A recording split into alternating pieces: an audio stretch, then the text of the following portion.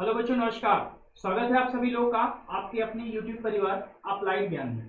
दोस्तों, हम लोग रेस्पिरेटरी सिस्टम यानी कि हम लोग श्वसन तंत्र की बात कर रहे थे। इसमें हम लोग के 2 लेक्चर कंप्लीट हो चुके हैं और उन 2 लेक्चर्स में हम लोगों ने ह्यूमन रेस्पिरेटरी सिस्टम को कंप्लीट नॉलेज ले लिया है। साथ ही साथ हमने आपको बताया था कि जो विभिन्न जंतुओं के श्वसन अंग पूछे जाते हैं वो भी हमने आप लोगों को बता दिया है।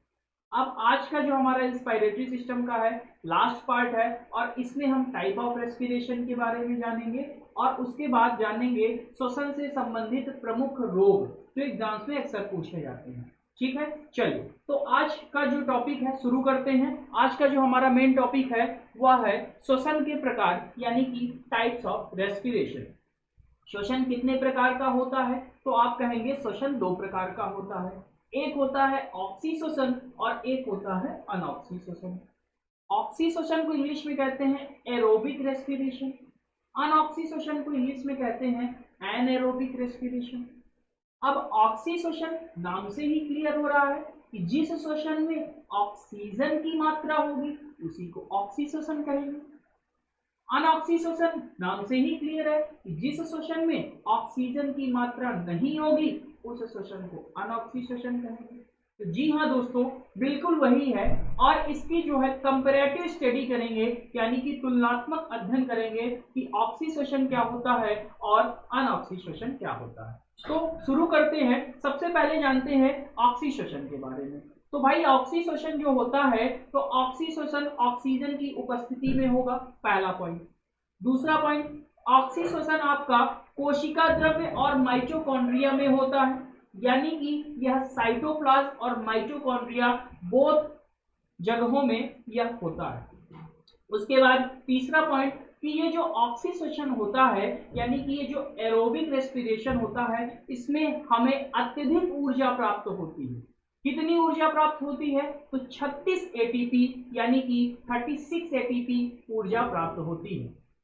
जो ऑक्सी श्वसन है वह किन जीवों में पाया जाता है? तो ऑक्सी श्वसन उच्च कोटि के जीवों में पाया जाता है, जैसे कि मानव जो इंसान है वह उच्च कोटि का जीव है, स्तनधारी जो भी होते हैं वह उच्च कोटि के जीव होते हैं। इन सब में किस प्रकार का श्वसन होगा? तो ऑक्सी श्वसन होगा। अब यहीं पे हम बात करते हैं अनऑक्सी श्वसन की। अनऑक्सी श्वसन क्या होता है? अनऑक्सी श्वसन वह श्वसन होता है जिसमें ऑक्सीजन की उपस्थिति नहीं होती है यानी कि ऑक्सीजन एब्सेंट होता है। दूसरा पॉइंट क्या है जानना है? तो जो अनऑक्सी श्वसन होगा तो अनऑक्सी श्वसन कहां पे होता है? तो अनऑक्सी श्वसन सिर्फ और सिर्फ कोशिका द्रव्य यानी कि साइटोप्लाज्म में होता है, माइटोकॉन्ड्रिया में नहीं होता है। तीसरा पॉइंट आपको यह जानना है कि जो अनऑक्सी श्वसन है अनऑक्सी श्वसन में बहुत ही कम ऊर्जा मुक्त होती है। तो कितनी ऊर्जा मुक्त होगी? मात्र 2 एटीपी ऊर्जा मुक्त होती है। जबकि ऑक्सी श्वसन में कितनी ऊर्जा मुक्त होती थी? तो आप कहेंगे 36 एटीपी मुक्त होती थी। जमीन आसमान का फर्क है। ऑक्सी श्वसन में सबसे ज्यादा, अनऑक्सी श्वसन में सबसे कम। अनऑक्सी श्वसन में अंतिम उत्पाद क्या बनता है यानी कि फाइनल प्रोडक्ट क्या बनता है? तो अनऑक्सी श्वसन में फाइनल प्रोडक्ट आपका बनता है एथिल अल्कोहल। ठीक है दोस्तों, अनऑक्सी श्वसन किन जीवों में पाया जाएगा? तो आप कहेंगे निम्न कोटि के जीवों में पाया जाएगा।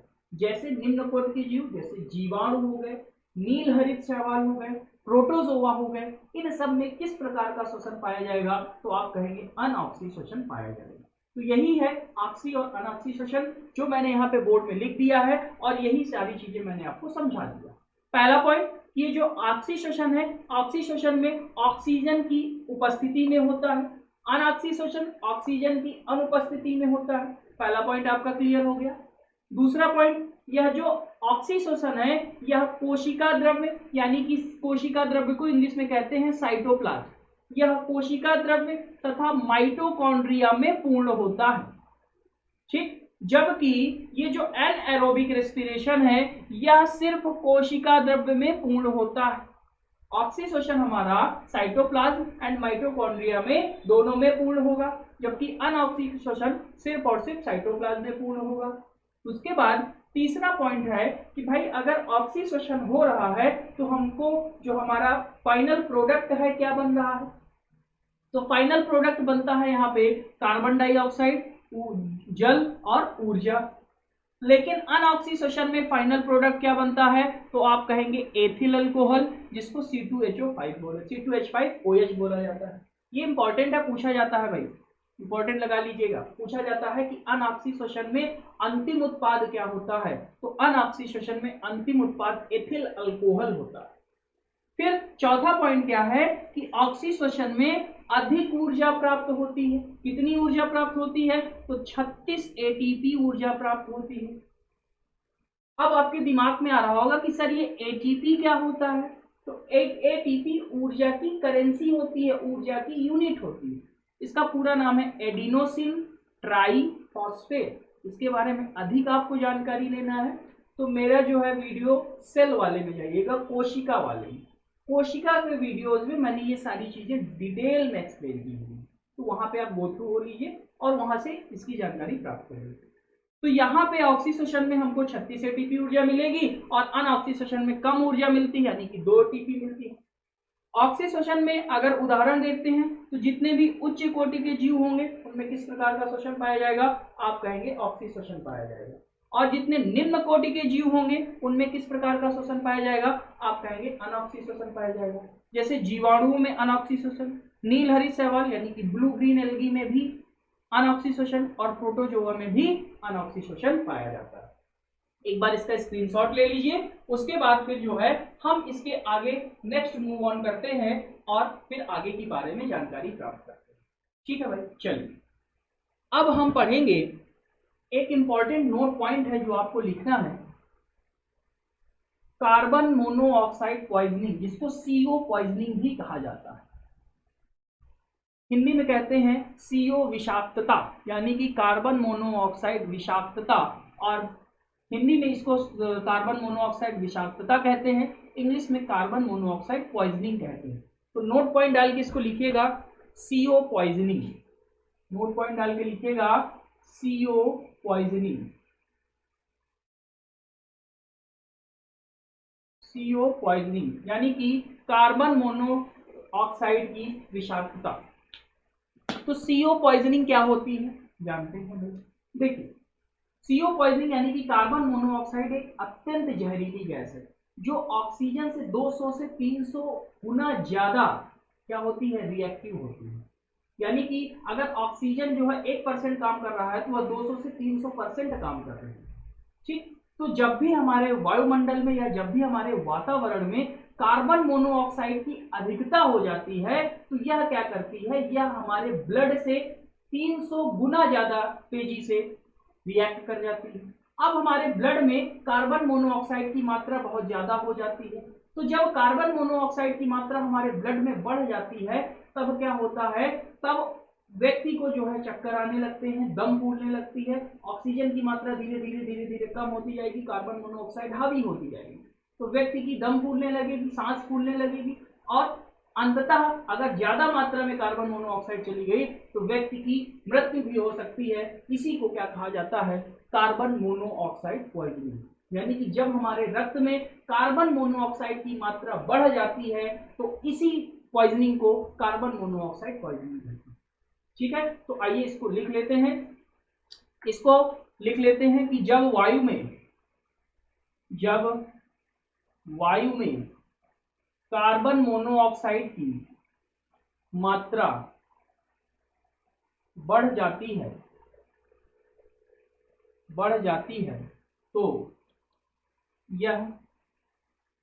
यह क्या करती है, तो यह मनुष्य के रक्त में तीव्र गति से घुलने लगती है, जिसके परिणाम स्वरूप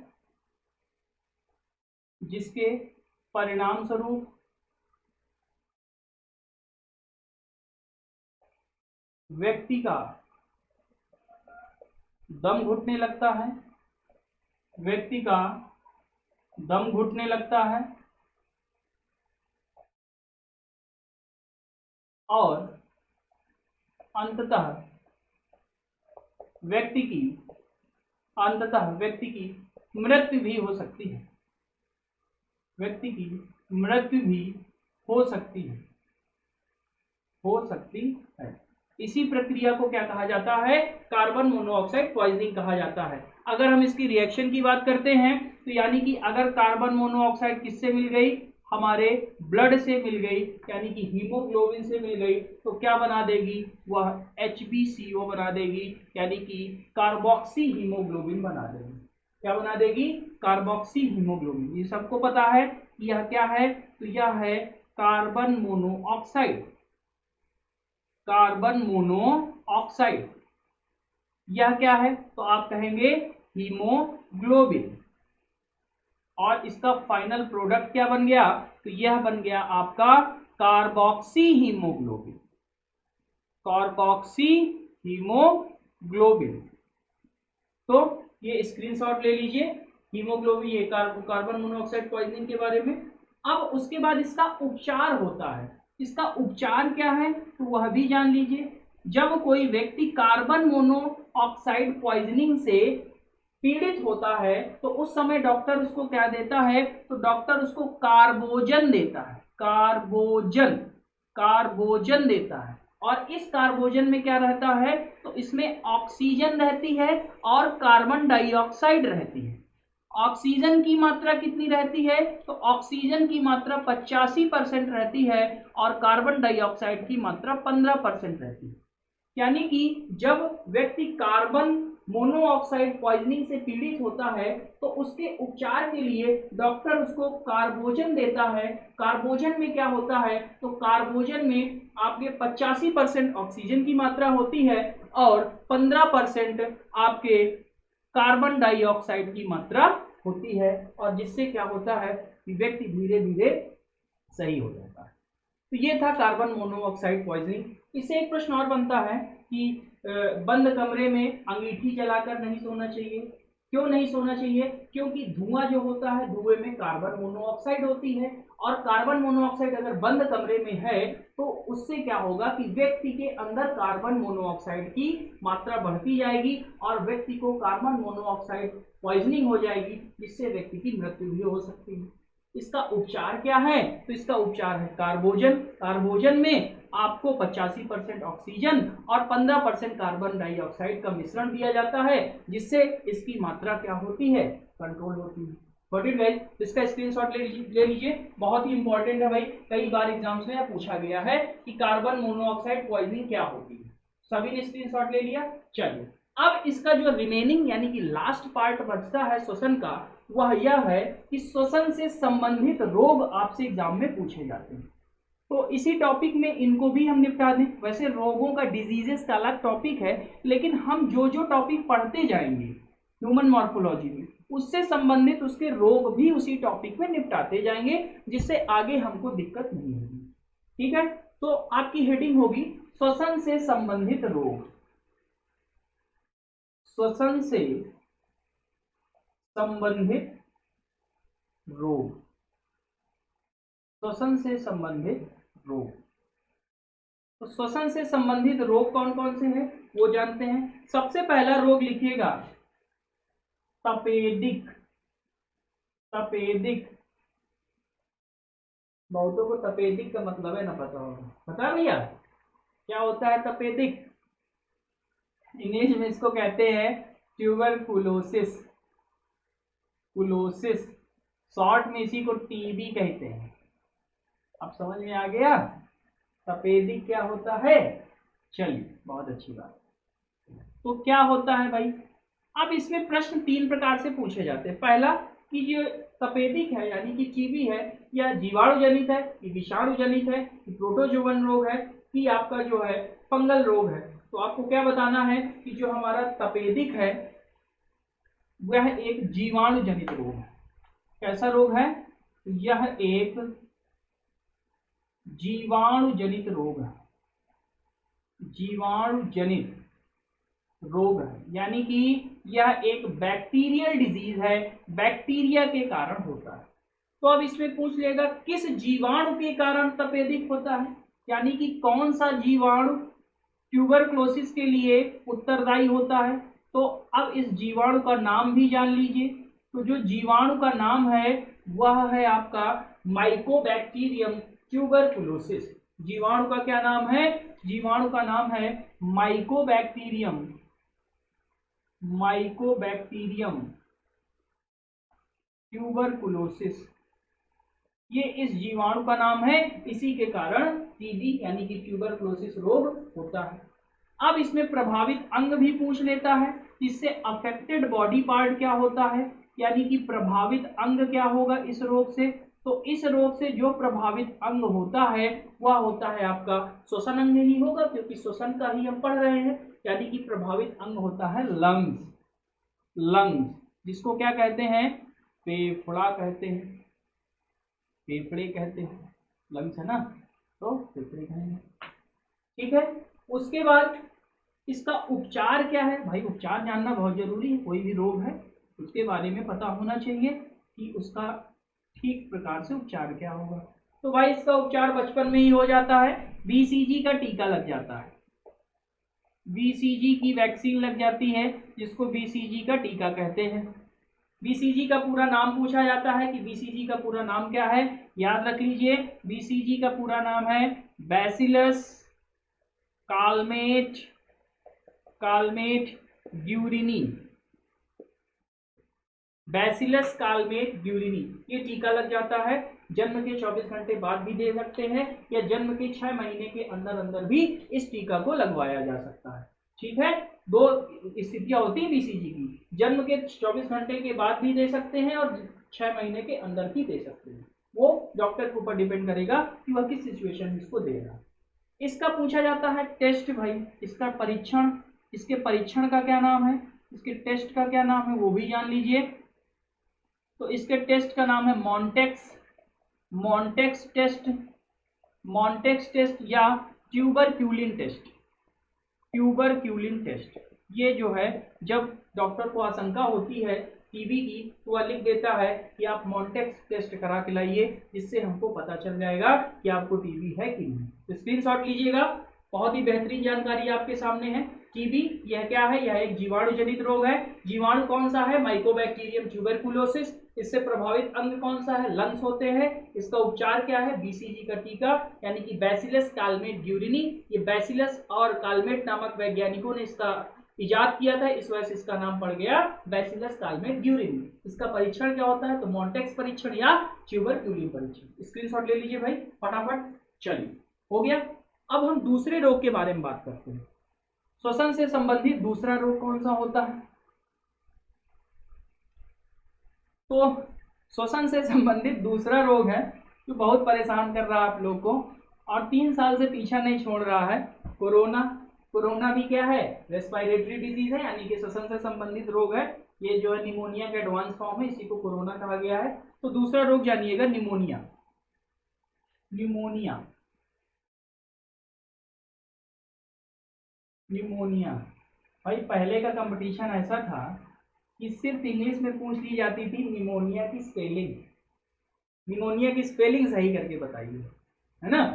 अब आज के कंपटीशन में समझ लो किस प्रकार के रूट वर्ड आपको याद करने पड़ते हैं, कौन कौन सी वोकैबुलरी याद करनी पड़ती है, क्यों भाई। तो निमोनिया के बारे में जानते हैं ये क्या होता है।